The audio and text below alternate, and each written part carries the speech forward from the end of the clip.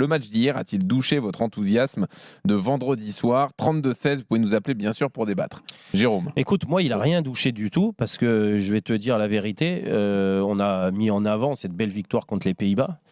Mais on a été efficace parce que on l'a connu avec Dugas. Quand tu marques un but au bout de 2 minutes et un autre au bout de 7 minutes, c'est plus facile de jouer au football, de te libérer, d'être un petit peu spectaculaire. Et encore que l'équipe de France, et j'étais au Stade de France, on s'est bien embêté en deuxième mi-temps. Et tout ce qu'on a vu pendant la Coupe du Monde, par moment on l'a vu sur la deuxième mi-temps contre les Pays-Bas, même une partie de la première mi-temps aussi, et surtout on l'a vu sur l'intégralité de la rencontre hier. Donc il n'y a aucune progression dans le jeu.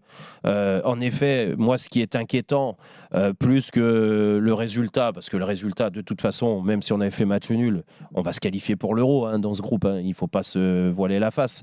Donc là, bien sûr que c'est important de gagner les matchs parce qu'on reste des compétiteurs. Mais tu es en droit aussi d'attendre beaucoup mieux. Tu t'es fait bouger, plus que bouger par des Irlandais vaillants, rigoureux tactiquement, mais bien sûr avec beaucoup de faiblesses techniques. Mais c'est normal, vu le niveau des joueurs. Et nous, de l'autre côté, normalement, libérés. Si on peut parler de libération après cette victoire contre les Pays-Bas, qui est un peu le deuxième favori de ce groupe, normalement, tu dois arriver en Irlande en proposant des choses qu'ils ont fait pendant 10 minutes au début. Alors pourquoi tu n'es pas dans la continuité? Parce que, encore une fois, je pense que Didier Deschamps n'apporte pas les solutions nécessaires dans le jeu quand c'est compliqué. Quand l'adversaire, c'est un adversaire, il te pose des problèmes physiquement, qui gagne tous les duels quasiment, qu'il y a une débauche d'énergie qui est inhabituelle chez eux parce que dans l'engouement, ils font plus d'efforts que d'habitude, plus concentrés que d'habitude. Mais ça, c'est l'eau des petites équipes qui rencontrent les grosses. Et quand tu es une grosse équipe comme l'équipe de France, tu es habitué aussi à jouer ce genre d'équipe. Mais là, tu dois trouver des solutions. Alors déjà, les joueurs individuellement, mais quand tu perds les duels, que tu es pris dans le 1 contre 1, à l'image de Kylian Mbappé, hier, il n'a pas fait un bon match parce qu'il perd des duels, parce que Coleman était sur lui la plupart du temps. C'est un joueur de première ligue, lui. Donc, il a su le prendre, il a su gagner des duels, il a su le contrer. Ça lui a posé des problèmes. Mais après, collectivement, t'apportes rien pour voir les petites carences individuelles sur ce match. Et Didier Deschamps à la mi-temps, et c'est pour ça que je suis un peu surpris de sa réaction à la fin du match.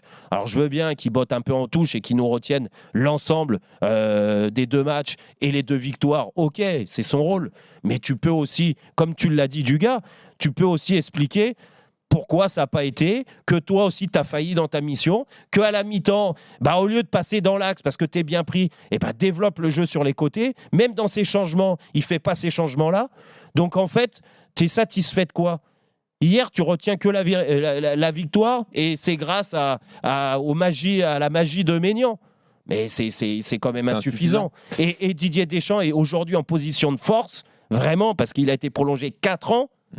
Après une finale de Coupe du Monde, après avoir gagné le premier match contre les Pays-Bas, tu es aussi en position de force pour taper un peu sur des joueurs qui t'ont déçu ou même taper sur toi parce que tu peux te dire j'ai pas été à la hauteur. Alors, Dugas, tu es d'accord avec Jérôme? Tu fais le même constat? Oui, il y a plein de constats que je fais comme Jérôme. Après, moi, je voudrais commencer, pour une fois, par ce qui m'a plu dans ce match. Moi, notamment, cette grosse solidarité défensive, avec beaucoup d'efforts pour conserver ce but d'avance. Voilà, j'ai trouvé des joueurs concernés, j'ai vu des joueurs taclés, j'ai vu Colomani, j'ai vu, comme souvent Griezmann, les défenseurs centraux. Voilà, j'ai aimé cette solidarité qui se dégage de cette équipe. Il y a quelque chose. Voilà, il y a beaucoup d'efforts pour conserver ce but. Je trouve qu'il y a un vrai état d'esprit, voilà, dans cette équipe, dans ce groupe. Après, une fois que j'ai dit ça, le reste a été très pauvre, très pauvre offensivement, avec énormément de déchets techniques, très peu de prise de risque, très peu de créativité offensive. Ça m'a fait penser, sincèrement, à un match Coupe du Monde qu'on gagne sans proposer grand-chose, une nouvelle fois.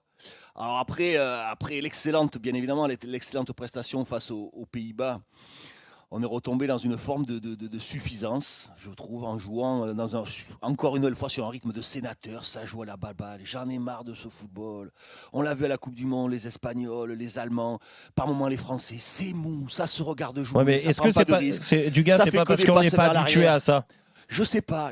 Sincèrement, je sais pas. Mais ce football-là, où on respecte une espèce d'équilibre, où on prend un minimum de risques, il y a de moins en moins de dépassements de fonction. Sincèrement, ça m'a ennuyé. Alors, sincèrement, ce genre de match, Jérôme, est-ce que c'est une surprise? Je crois Mais pas. non, Je crois c'est pas pas. une surprise. Non. Non, mais il ne faut pas se mentir. Des matchs gagnés sans proposer grand-chose, on en a vu déjà beaucoup, énormément sous l'ère Deschamps. Surtout en plus face à des adversaires plus faibles sur le papier qui nous proposent essentiellement de l'envie et de l'intensité. On est trop souvent décevants face à ce genre d'adversaires. Heureusement qu'ils ne sont pas capables de nous opposer un petit peu plus de qualité. Autrement, on aurait beaucoup moins de victoires au compteur. Sincèrement, c'est à chaque fois le même constat. Alors après, tu vas me dire, Deschamps l'a prolongé 4 ans en connaissance de cause. Ça fait combien d'années qu'il est là? Moi, Jean-Louis, rappelle-moi, 10 ans. Ça fait plus de 10 ans. Oui, Ça Voilà. fait plus de 10 ans maintenant, Voilà, depuis 2012. Ouais. Voilà, ça fait 10 ans que l'on a ce genre de match et que les décideurs ont décidé qu'il était plus important de gagner les matchs que de bien les jouer. Donc on est sur la même formule, on est sur le même constat, on est sur le même rendu. Voilà. Non, mais donc, tu peux. il n'y a aucune surprise. Il n'y a pas de Dugas, surprise. non, mais on on les peut- connaît, mais on les connaît. Jérôme, tu le connais aussi bien que moi, Dédé. On les connaît, ses limites à Deschamps. On connaît ses énormes qualités parce qu'il y en a. Oui, Parce oui, qu'il a bien fait en sûr. équipe de France, il y en a, c'est certain. Mais on sait que ses capacités offensives pour créer du jeu, pour ramener des Oui, c'est vrai, je solutions suis d'accord avec toi. offensives, il n'y en a pas. Ça a été ton entraîneur, moi ça a été mon coéquipier. C'est pas dans ses gènes, Oui, pas c'est dans vrai, son- c'est vrai.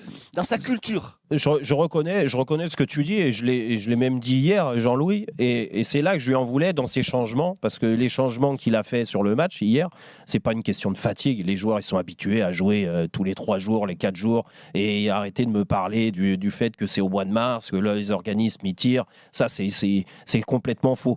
Par contre, les changements, juste pour ceux qui les ont pas en tête, c'est Diaby qui a remplacé Giroud, remplaçant Kolo Muani oui, dans non, l'axe. mais même les changements Au coup d'entrée. d'envoi. Au Ah, coup d'accord. d'envoi. Donc Quand Giroud titulaire en pointe. Voilà, Kolo Muani, tu le passes à droite alors qu'il Voilà. jouait dans l'axe. Exactement. Et pour- Pavard à la place de Koundé et, pour- donc Kamavinga à la place de Tchouaméni. Eh bien oui, après le milieu de terrain, bon, je vais même pas toucher parce que Kamavinga, Tchouaméni, Rabiot, Kamavinga fait plutôt un bon match, ouais, en plus. Rabiot, Griezmann, même si tu es en droit d'attendre un peu plus, mais je trouve que dans la créativité, comme tu le dis, Dugas, c'est surtout lié à ce qu'on a montré devant individuellement, où là on a perdu des duels, et surtout face à un bloc qui est très défensif, qui joue en 5-4-1.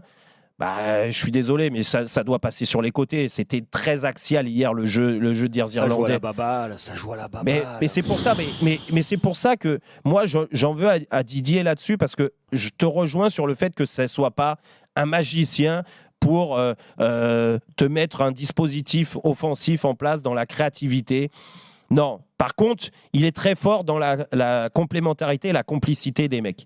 Et c'est là que je ne comprends pas que sur un match comme hier, où tu sais que il faut être très fort sur les côtés, que tes latéraux vont peut-être apporter un plus. Je suis déçu de l'apport de Théo Hernandez, qui a beaucoup de qualité, mais il le libère pas assez. De l'autre côté, on va parler de Pavard, mais tu mets Pavard ou Koundé, je suis pas sûr. Et on en a eu l'exemple hier sur la qualité des centres de Pavard, que ça soit des joueurs comme ça pour placer des bons centres pour un Giroud. Parce que là, je m'en prends même pas à Giroud pour une fois, Jean-Louis. Tu vois, je te dis, j'en veux même pas à Giroud. Parce que Giroud, qu'est-ce que tu veux qu'il foute dans un match comme ça? Il n'y a pas un ballon qui arrive sur lui. Il n'y a pas un centre potable. Pas un centre potable. Et me dis pas que Didier Deschamps, il le voit pas tout ça.